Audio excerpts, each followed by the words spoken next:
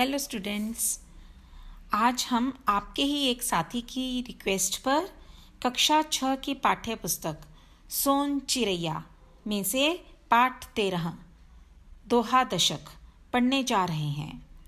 इन दोहों के रचयिता संत कबीरदास जी हैं।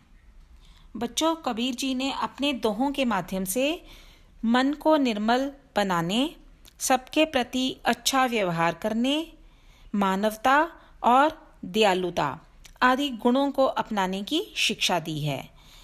आइए पहले 118 पृष्ठ पर दिया गया कबीर जी का परिचय पढ़ें। पृष्ठ 118 कवि परिचय। हिंदी साहित्य की निर्गुण भक्ति शाखा। निर्गुण भक्ति शाखा मतलब जो कवि निराकार प्रभु की आराधना करते हैं, उन्हें निर्गुण भक्ति शाखा के कवि कहते हैं। हिंदी साहित्य की निर्गुण भक्ति शाखा के कवियों में कबीरदास जी का स्थान सर्वोपरि है। कहा जाता है कि शिशु रूप में कबीर काशी के लहरतारा नामक तालाब में पाए गए थे। नीरू नीमा नामक जुलाहा दंपति ने उनका पालन पोषण बड़े प्रेम से किया। माना जाता है कि उनका जन्म 1398 में काशी में हुआ था। निम्न जाति में पालन पोषण होने के कारण वे दीक्षा न ले सके, परंतु उन्होंने स्वामी रामानंद को अपना गुरु मान लिया था। उन्होंने हिंदू मुस्लिम एकता का सफल प्रयास किया।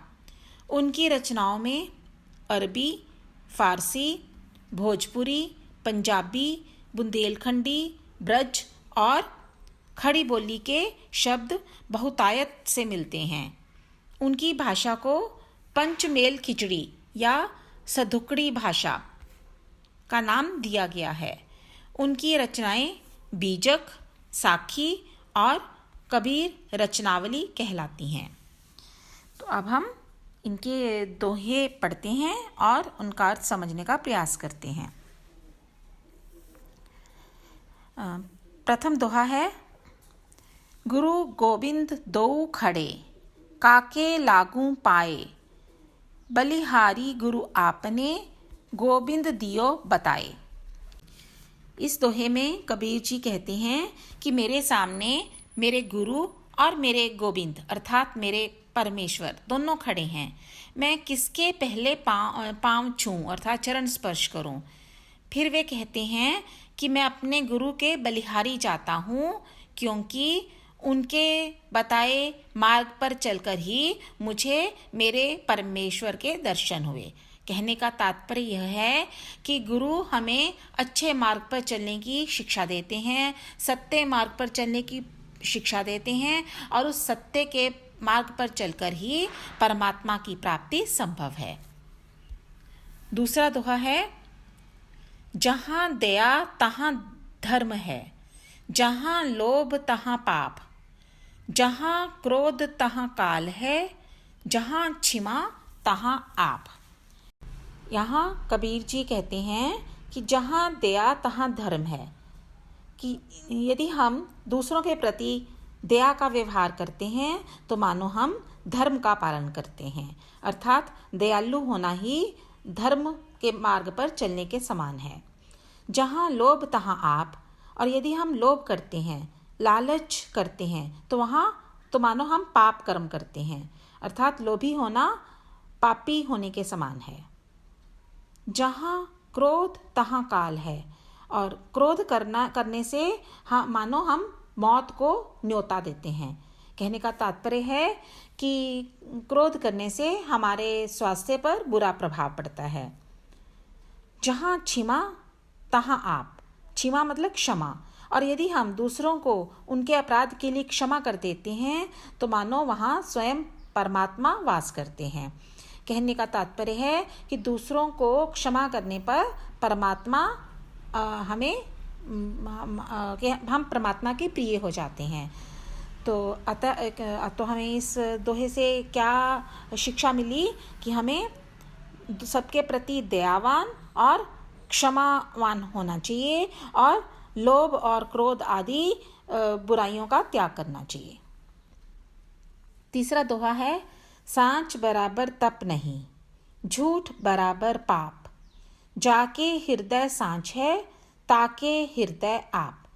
इस दोहे में भी कबीर जी सत्य के महत्व पर प्रकाश डालते हुए कहते हैं कि सांच बराबर तप नहीं, मतलब सांच मतलब सत्य, सच बोलना के बराबर तपस्या नहीं है। अर्थात सत्य बोलना कठिन कार्य है।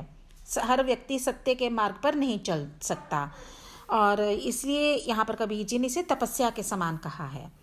और झूठ बराबर पाप, और झूठ के बराबर कोई पाप नहीं है। यदि सच के मार्ग पर चलना कठिन है तो झूठ के मार्ग पर चलना भी पाप के समान है। जाके हृदय सांच है, ताके हृदय आप। पर आगे कबीर जी स्पष्ट करते हैं कि जिसके हृदय में सत्य का निवास होता है उसके हृदय में स्वयं परमात्मा निवास करते हैं। अर्थात सच बोलने वाला व्यक्ति परमात्मा के करीब होता है। अतः हमें अपने जीवन में सत्य को अपनाना चाहिए। अगला दोहा है, जाति न पूछो साधु की, पूछ लीजिए ज्ञान, मोल करो तलवार का, पड़ा रहने दो म्यान। इस दोहे में कबीर जी कहते हैं कि जाति न पूछो साधु की, कि हमें साधु अर्थात सज्जन अच्छे व्यक्ति की जाति पाति से कोई मतलब नहीं है। पूछ लीजिए ज्ञान, हमें तो उसके ज्ञान से मतलब है। अर्थात जो सज्जन हैं उनसे हमें अधिक से अधिक ज्ञान प्राप्त करने का प्रयास करना चाहिए। उसकी जाति पाति, उसके धर्म से हमें कोई सरोकार नहीं रखना चाहिए। मोल करो तलवार का, पड़ा रहने दो म्यान। जिस प्रकार जब हम तलवार खरीदते हैं तो हम उसकी तेज धार को देखकर उसका मोल भाव करते हैं, और उसका जो म्यान है, म्यान मतलब जिसके अंदर तलवार को रखा जाता है, उसका जो कवर है उसे हम एक तरफ ही पड़ा रहने देते हैं। हमें उसके म्यान से कोई मतलब नहीं होता, हमें तो तलवार से मतलब है, हमारे काम तो तलवार ने आना है। इसी प्रकार हमें जो साधु है उसके ज्ञान से सरोकार रखना चाहिए, और उसकी जाति पाति से हमें कोई मतलब नहीं होता। अगला दोहा है, माला तो कर में फिरै, जीभ फिरै मुख माही, मनुआ तो चहुँ दिसी फिरै, यह तो सुमिरन नाही। इस दोहे में कबीर जी प्रभु भक्ति के समय मन की एकाग्रता पर विशेष बल देते हुए कहते हैं कि भगवान की भक्ति करते समय हमें एकाग्रचित होकर प्रभु स्मरण करना चाहिए। जैसे कि और उसमें जो हम व्यर्थ के जो आडंबर करते हैं उससे हमें प्रभु की प्राप्ति नहीं होती। जैसे यहाँ वे लिखते हैं, माला तो कर में फिरै, कि जो व्यक्ति आडंबर करता है, भगवान की भक्ति के नाम पर आडंबर करता है, तो हाथ में तो उसके माला फिरती रहती है, पूजा की जो माला है मन का वो फिरता रहता है, पर जीभ फिरे मुख माही, और मुंह में जीभ भी चलती रहती है, अर्थात अपशब्द भी बोलता रहता है। मनुआ तो चहुँ दिसी फिरै, और उसका मन भी स्थिर नहीं होता, वो चारों दिशाओं में घूमता रहता है। अर्थात मन कभी उस बात को याद करता है, कभी इस बात को याद करता है, और मन उसका उस समय स्थिर नहीं होता, भक्ति में नहीं लगा होता। तो यह तो सुमिरन नाही, इसका नाम सुमिरन नहीं है, अर्थात भगवान का स्मरण नहीं है। तो भगवान का सच्चा स्मरण क्या है? जब हम ये बाहरी आडंबर ना करके मन को एकाग्र करके शांत चित्त होकर प्रभु का स्मरण करें, तो उसे हम सच्चा प्रभु स्मरण कहेंगे। अगला दोहा है, तिनका कभू न निंदिए, जो पायन तली होए, कभू उड़ी आँखिन परै, पीर घनेरी होए। इस दोहे में कबीर जी किसी भी प्राणी या वस्तु को तुच्छ ना समझने का संदेश देते हुए कहती हैं कि पाँव के नीचे के तिनके को तुच्छ समझकर कभी भी उसकी निंदा नहीं करनी चाहिए, क्योंकि यदि यही तिनका कभी उड़कर आँख में पड़ जाए तो पीर घनेरी होए, तो हमें अत्यधिक पीड़ा देता है। कहने का तात्पर्य है कि हमें कभी भी दूसरों को तुच्छ समझकर स्वयं पर अहंकार नहीं करना चाहिए। अगला दोहा है, जग में पैरी कोई नहीं, जो मन शीतल होए, या आपा को डारी दे, दया करे सब कोय।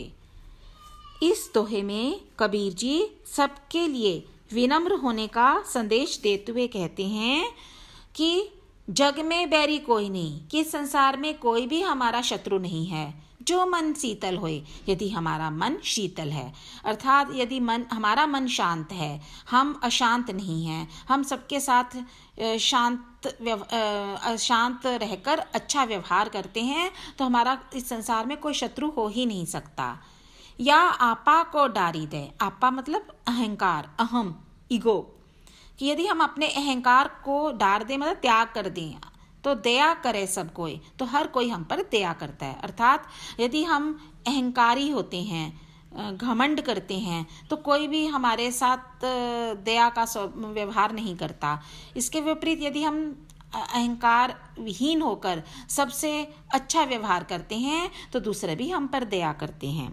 अतः हमें अपने मन को शांत रखकर और अहंकार को तजकर सबके साथ अच्छा और दया से युक्त व्यवहार करना चाहिए। अगला दोहा है, निंदक न्यरे राखिए, आंगन कुटी छवाए, बिन पानी साबुन बिना, निर्मल करे सुभाए। इसमें कबीर जी निंदा करने वाले से भी घृणा ना करने का संदेश देते हुए कहते हैं कि जो निंदक है, अर्थात जो हमारी निंदा करता है, नियरे रखिए, उसे हमें अपने निकट ही रखना चाहिए, अपने समीप ही रखना चाहिए। आंगन कुटी छवाए, अपने आंगन में कुटिया बनाकर उसे अपने साथ ही रखना चाहिए। बिन पानी साबुन बिना, निर्मल करे सुभाए, क्योंकि वह बिना पानी और साबुन के ही हमारे स्वभाव को निर्मल कर देता है।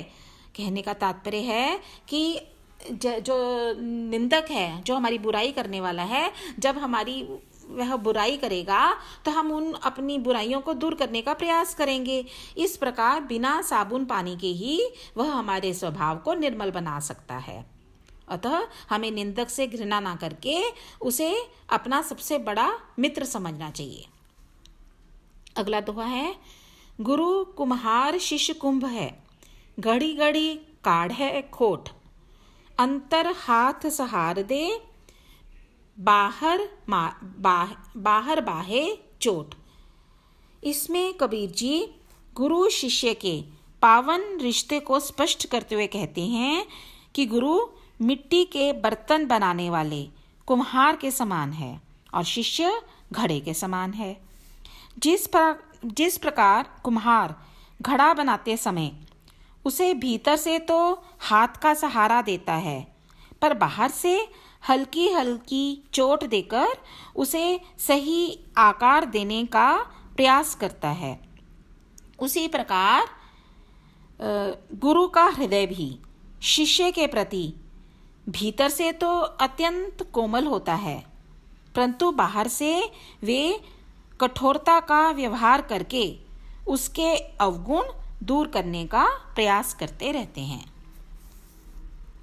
अंतिम दोहा है, कबीरा विषधर बहु मिले, मणिधर मिला न कोय, विषधर को मणिधर मिले, विष तजी अमृत होए। इसमें कबीर जी अच्छे स्वभाव वाले मनुष्य की संगति के प्रभाव का वर्णन करते हुए कहते हैं कि इस संसार में विषधर अर्थात विष उगलने वाले सर्प के समान कटु स्वभाव वाले मनुष्य तो बहुत मिलते हैं, परंतु मणिधर मिला ना कोई, परंतु मणि के समान, मणि धारण करने वाले सर्प के समान सबको ज्ञान रूपी प्रकाश देने वाले मनुष्य अत्यंत दुर्लभ हैं। कबीर जी कहते हैं विषधर को मणिधर मिले, कि यदि विषधर को मणिधर मिल जाए तो विष तजी अमृत होए, तो वह अपना विष त्याग कर अमृत के समान हो जाता है। इसी प्रकार मनुष्य भी ज्ञानी व्यक्ति की संगति में रहकर अपने स्वभाव का विषैलापन दूर करके मधुर स्वभाव वाला बन सकता है। अतः हमें सदैव अच्छे मनुष्य की संगति में ही रहना चाहिए। तो बच्चों, आशा है कि आपने कबीर जी के इन दोहों के माध्यम से बहुत सी अच्छी बातें सीखी होंगी। इसका अभ्यास कार्य भी अगली बार हम करेंगे। Keep learning good things. Bye bye, take care.